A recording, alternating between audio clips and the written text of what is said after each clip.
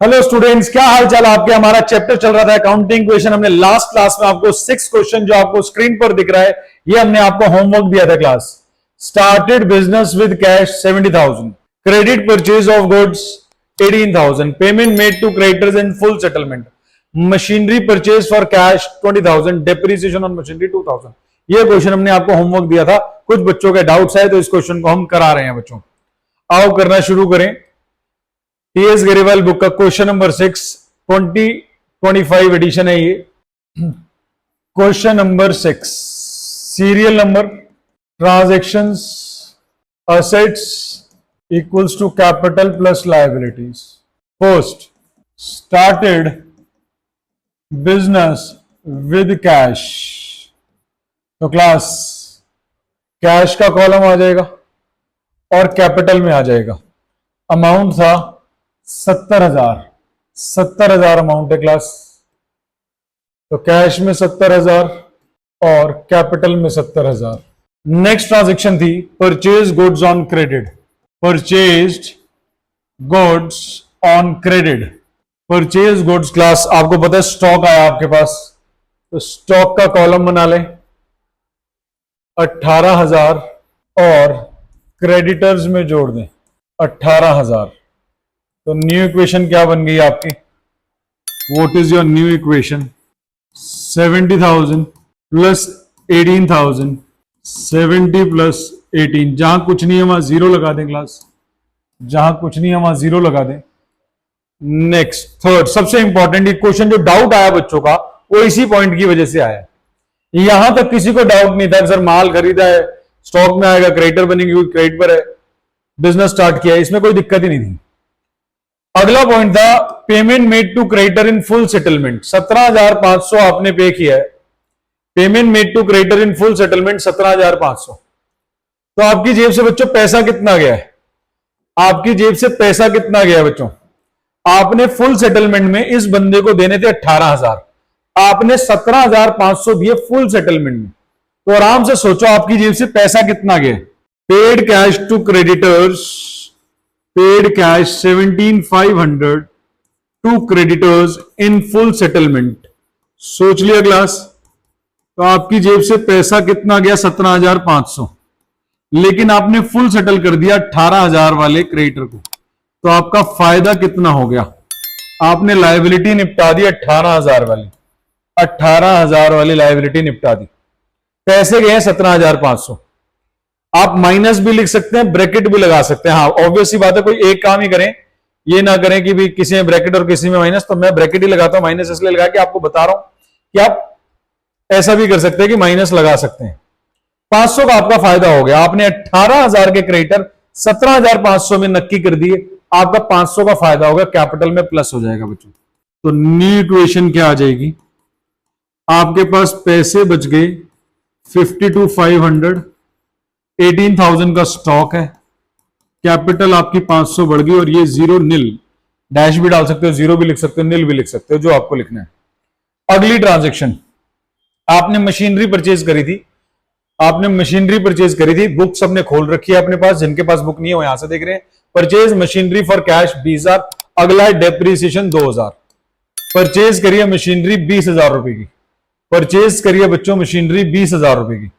तो machinery purchase हुई है, आपके पास एक नया सेट आ गया, आपके पास एक नया सेट आ गया मशीनरी नाम का, आपके पास एक नया सेट आ गया मशीनरी नाम का। तो यहां पे प्लस 20,000 और कोई नाम नहीं दे रखा, तो ट्रांजैक्शन कैश मानी जाएगी या उधार मानी जाएगी? यहां पे क्वेश्चन लिख देते हैं, आपको पता है। तो यहां पे हमने क्वेश्चन लिख दिया परचेज्ड मशीनरी फॉर कैश। कुछ नहीं लिखा तो भी कैश मानेंगे, लिखा है कैश तो भी कैश मानेंगे। अगर क्वेश्चन में सिर्फ इतना लिखा है परचेज मशीनरी और कुछ नहीं बताया तो कैश ही माना जाएगा क्लास। तो 20,000 की मशीनरी और पैसे चले गए। अब अगला पॉइंट कह रहे डेप्रीसिएशन ऑफ मशीनरी, डेप्रीसिएशन 2,000 का। वो करते हैं, पहले इसका सेटलमेंट कर ले, क्योंकि हर पॉइंट के बाद आपको न्यू इक्वेशन लानी है। तो पहले जरा न्यू इक्वेशन लिख दो, क्या हो गई? कैश बच गया आपके पास 32,500, इसमें कुछ नहीं हुआ। ये बच्चों एज इट इज है, इसमें कुछ नहीं हुआ। 70,500 निल। तो मशीनरी आ गई, पैसे चले गए, टोटल हमने कर दिया, जहां कुछ नहीं है वहां जीरो लगा दिया। Last depreciation. डेप्रीसिएशन का मतलब होता है असेट की वैल्यू में गिरावट। Depreciation on machine. एप्रीसिएशन होता है बढ़ना, डेप्रीसिएशन होता है गिरना। आपकी मशीन 2000 डेप्रीशिएट हो गई, इसकी वैल्यू गिर गई है। तो बच्चे कह रहे सर ये तो पता है, इसमें से तो माइनस होगा। सर दूसरा क्या होगा वो नहीं समझ आ रहा। आप सोचो, दूसरा ये आपका खर्चा है, आपने मशीनरी यूज कर ली है। जब आपने मशीनरी यूज कर ली है बच्चों, तो मशीनरी की वैल्यू कम हुई और आपका खर्चा भी हुआ है, तो कैपिटल से भी कम होगा। तो अब आपकी न्यू इक्वेशन क्या आएगी? आपकी न्यू इक्वेशन आएगी 32,500, इसमें कोई चेंज नहीं है, स्टॉक में कोई चेंज नहीं है, ये 18 रहेगी मशीन, ये 68,500 और ये 0। टोटल चेक करेंगे, क्या इसका टोटल 68,500 आ रहा है? 32 और 1850, 50 और 1868, 68,500। अगर टोटल लिखने को टीचर ने बोला है तो ही लिखना है, अदरवाइज लिखने की जरूरत नहीं है आपको। तो क्वेश्चन नंबर 6 जो मैंने आपको होमवर्क दिया था ये आपने कर लिया। कोई भी आपको डाउट है इस क्वेश्चन में तो पूछेंगे। एक बार दोबारा जो थर्ड मेन पॉइंट है वो देख लो। जो थर्ड मेन पॉइंट है, स्टार्टेड बिजनेस सबको आता है, गुड्स परचेज ऑन क्रेडिट सबको आता है, paid cash to creditor in full settlement, इस क्वेश्चन का मेन पॉइंट यही है। इस क्वेश्चन का जो बच्चे डाउट पूछ रहे हैं अगर इस क्वेश्चन में, वो इसी पॉइंट की वजह से पूछ रहे हैं। Paid cash to creditor in full settlement, creditor पूरे सेटल हो गए, 18,000 के 0 हो गए, लेकिन हमने पैसों ने 18 नहीं दिए, 17,500 में सेटल किया, तो हमारा फायदा है। हमने डिस्काउंट ले लिया, भाई भाई भाई भाई 17,500 देंगे, तेरे 18 देना भाई, सेटल कर भाई, 17,500 में सेटल कर, हम नहीं दे रहे 500, हमने उससे डिस्काउंट ले लिया, हमारा फायदा है, हमारी कैपिटल में ऐड होगा और पैसा हमारी जेब से गया 17,500 और क्रेडिटर नक्की हो गए 18 के, हमारा 500 बच गया, 500 फायदा हो गया। होप आपको बात समझ आ गई। बाकी परचेज मशीनरी फॉर कैश आपको आता ही है, वो कैश नहीं भी लिखा तो कैश ही मानते, अगर कुछ नहीं लिखा बच्चा कह रहे सर वो तो लिखा नहीं है क्वेश्चन में कि कैश है नहीं है, तो अगर नहीं भी लिखा, वैसे लिखा है, वैसे लिखा, अगर नहीं भी लिखा होता, परचेज ऑफ मशीनरी भी होता, खाली इतना ही होता, तो भी क्लास आप कैश मानते। अगर नाम दे रखा है तो ही उधार मानोगे, या क्रेडिट वर्ड लिखा है, या क्रेडिट वर्ड लिखा है या नाम दे रखा है तभी उधार मानोगे, अन्यथा उधार नहीं मानोगे। खाली लिखा है परचेज ऑफ मशीनरी, हमेशा कैश मानोगे। क्लियर है क्लास सबको बात? अगला क्वेश्चन है 7th। ओ 7th क्वेश्चन के अंदर क्लास नए पॉइंट्स आ गए हैं जो मैंने अभी आपको नहीं कराए हैं। एक आधे क्वेश्चन में कराए थे एग्जाम्पल में, लेकिन वैसे अलग से नहीं समझाए। तो मैं पहले आउटस्टैंडिंग, ये interest due but not paid, या आउटस्टैंडिंग का ही भाई है, नाम ही बस अलग है, इसे भी आउटस्टैंडिंग कहते हैं, ड्यू हो गया, नॉट पेड है, लेकिन ये मैंने आपको कराई नहीं आई। तो पहले मैं इसके एग्जाम्पल समझा दूं आपको, उसके बाद हम क्वेश्चन नंबर 7 करेंगे। तो सबसे पहले मैं एग्जाम्पल करा देता हूं आपको। पहले ये कंसेप्ट जो है, 4 कंसेप्ट होते हैं, पहले वो 4 कंसेप्ट समझा देता हूं, then we will do question number 7। आज मैं आपको नए कंसेप्ट कराने वाला हूं, इसके अंदर कुछ नए कंसेप्ट जिसकी आपने ट्रीटमेंट मेरे साथ पिछली क्लास में नहीं करी है। तो सबसे पहले हम उसका मीनिंग जानेंगे। स्पेशल आइटम्स हम इसको लिख देते हैं, स्पेशल आइटम्स, तो इनकी ट्रीटमेंट सीखेंगे। फर्स्ट, आउटस्टैंडिंग एक्सपेंस की ट्रीटमेंट इस चैप्टर में क्या होती है? Outstanding expense, outstanding expense, outstanding expense means expense incurred but not yet paid, expense incurred but not yet paid। आपने खर्चा कर दिया है बच्चों लेकिन पैसे नहीं दिए। सर समझ नहीं आया, कोई बात नहीं, सुने ध्यान से। आप स्कूल की कैंटीन गए, कैंटीन वाले को बोला भैया पैसे नहीं है, समोसा खिला दे, समोसा खा लिया, पैसे करे कल ले लियो, तो आपने समोसे का आनंद ले लिया, यानी खर्चा हो गया, आपने पैसे नहीं दिए। सर अब थोड़ा थोड़ा समझ आया। ऐसी बिजनेस में कई खर्चे होते हैं जिसका हम पहले खर्चा कर लेते हैं, पैसे बाद में देते हैं। इलेक्ट्रिसिटी बिल मार्च का बिल अप्रैल में देते हैं, अप्रैल का बिल मई में देते हैं, मई का बिल जून में देते हैं। एम्प्लॉय की सैलरी, मार्च की सैलरी अप्रैल में देते हैं, अप्रैल की सैलरी मई में देते हैं, मई की सैलरी जून में देते हैं, जून की सैलरी जुलाई में देते हैं। आपको घर में ही पता है कि हाँ जी, जब मेरे घर में जो भी जॉब कर रहा है वो पिछले महीने जब जॉब करके आता है उसकी तनख्वाह अगले महीने मिलती है, तो हमारा खर्चा हो जाता है पिछले महीने, हम उसकी पेमेंट नेक्स्ट मंथ देते हैं एम्प्लॉइज को। तो ऐसे कई खर्चों को बोलते हैं आउटस्टैंडिंग एक्सपेंस, जिनमें हमने सर्विसेज ले ली होती है लेकिन पैसे नहीं दिए होते। तो इसमें क्या होगा? आपने सर्विसेज ले ली है, खर्चा हो गया है, तो माइनस फ्रॉम कैपिटल, कैपिटल से माइनस होगा क्योंकि खर्चा हो चुका है, और आपकी लायबिलिटी शो हो जाएगी, show as liability, show as liability. Minus from capital क्यों, इसका लॉजिक जिसने लिखना है वो भी नीचे लिखेगा। माइनस फ्रॉम कैपिटल क्यों, बिकॉज एक्सपेंस हैज इंकर्ड, खर्चा हो गया है, खर्चा हो गया है, बिकॉज एक्सपेंस हैज इंकर्ड, खर्चा हो गया है। लेकिन अभी हमने पैसे नहीं दिए हैं, कल को पैसे देने हैं, तो ये हमारी लायबिलिटी बन गई, because money is yet to be paid, because money is yet to be paid, money is yet to be paid. इसका लॉजिक, लायबिलिटी क्यों, क्योंकि पैसे नहीं दिए, खर्चा हो गया, इसलिए कैपिटल में से माइनस। उतारेंगे क्लास, और जिन्होंने उतार लिया है वो आगे बढ़ेंगे मेरे साथ, और जिन्होंने नहीं उतारा है वो वीडियो को पॉज करके उतार लेंगे। तो एक बार दोबारा समझ लेते हैं फटाफट से। लेकिन आउटस्टैंडिंग एक्सपेंस, खर्चा हो गया means expense incurred but not yet paid, खर्चा हो गया तो कैपिटल से माइनस, पैसे नहीं दिए कल को देंगे, पैसे नहीं दिए कल को देंगे। अगला class, prepaid expense, prepaid expense means money has been paid, money has been paid, हमने पैसा दे दिया है, but services are yet to be taken, but services are yet to be taken or received, अभी हमने सर्विसेज नहीं ली हैं, services लेनी बाकी हैं। तो आप इसकी ट्रीटमेंट खुद ही नाम से देखिए, प्रीपेड, आधा आंसर तो निकाल ही देंगे, पेड पेड, आधा आंसर तो आपने निकाल ही दिया है, मुझे पता है, माइनस फ्रॉम कैश, कैश में से माइनस होगा। लेकिन अभी सर्विसेज नहीं ली है, कल को लेनी बाकी है, तो ये आपका असेट बन जाएगा, तो ये चला जाएगा show as asset, show as asset. तो लॉजिक लिख लेंगे इसका, माइनस फ्रॉम कैश क्यों, because money has been paid, because money has been paid, क्योंकि पैसा दिया जा चुका है। असेट क्यों, because services are yet to be taken, because services are yet to be taken, yet to be taken or received, services लेनी बाकी हैं, services are yet to be taken, इसलिए हमारा असेट है, और पैसा जा चुका है इसलिए कैश में से माइनस। तो आपको दो ट्रीटमेंट करा दी गई है। आउटस्टैंडिंग एक्सपेंस का क्या होगा, आउटस्टैंडिंग एक्सपेंस, खर्चा हो गया है, पैसे नहीं दिए, खर्चा हो गया कैपिटल में से माइनस, पैसे नहीं दिए कल को देने हैं, गंदी चीजी लायबिलिटी। अच्छी चीजी सर्विसेज मिलनी बाकी है, मनी दे दी लेकिन सर्विस नहीं ली, तो कल को सर्विस मिलेंगी।